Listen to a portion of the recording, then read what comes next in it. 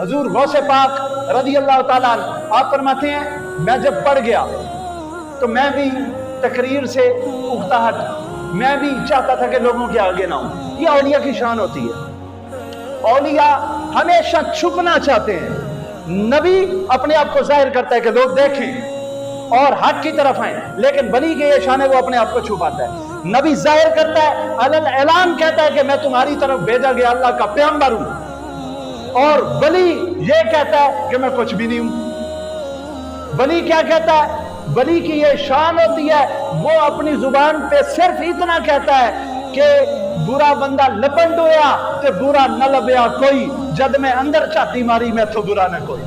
वली अपने आप को सबसे कम तर ख्याल करता है और अपने आप को छापता नहीं है, लोगों के सामने नहीं आना चाहता, वो छुपाता है। चल बुलिया होते चलिए जिथे होन सारे अन्ने, ना कोई साडी जात पूछे ना कोई सानू मन्ने।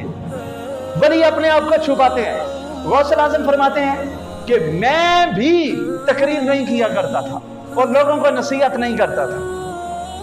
फरमाते हैं कि एक रात रसूल पाक मेरे ख्वाब में तशरीफ लाए और मुझे फरमाने लगे कि ए अब्दुल कादिर, तुम लोगों को वसीयत नसीहत क्यों नहीं करते?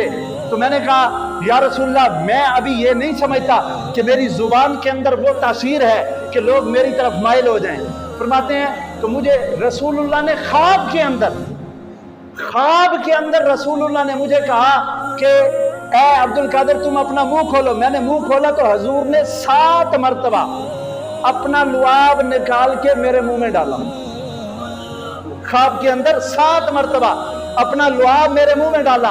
अगली रात आई तो अगली रात मौला अलीउल मुर्तज़ा शेर खुदा, औलिया के इमाम, वो मेरे ख्वाब के अंदर तशरीफ ले आए।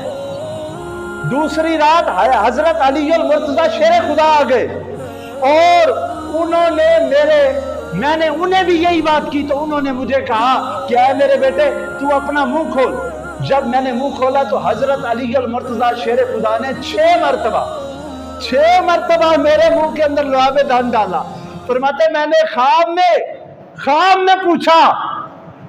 में पूछा मैंने कि ऐ अलीउल मुर्तज़ा शेर खुदा, ऐ मेरे आका मौला, ऐ मेरे इमाम, हजूर ने तो 7 मरतबा लुआबे दान डाला था, आप 6 मरतबा क्यों डाल रहे हैं? तो फरमाते ख्वाब के अंदर शेर खुदा मुझे कहने लगे, ऐ अब्दुल कादिर बेटा सुन, मैं अब हजूर की बराबरी तो नहीं कर सकता, कि हजूर ने 7 मरतबा डाला तो मैं भी 7 में हजूर से पीछे ही रहना चाहता हूँ।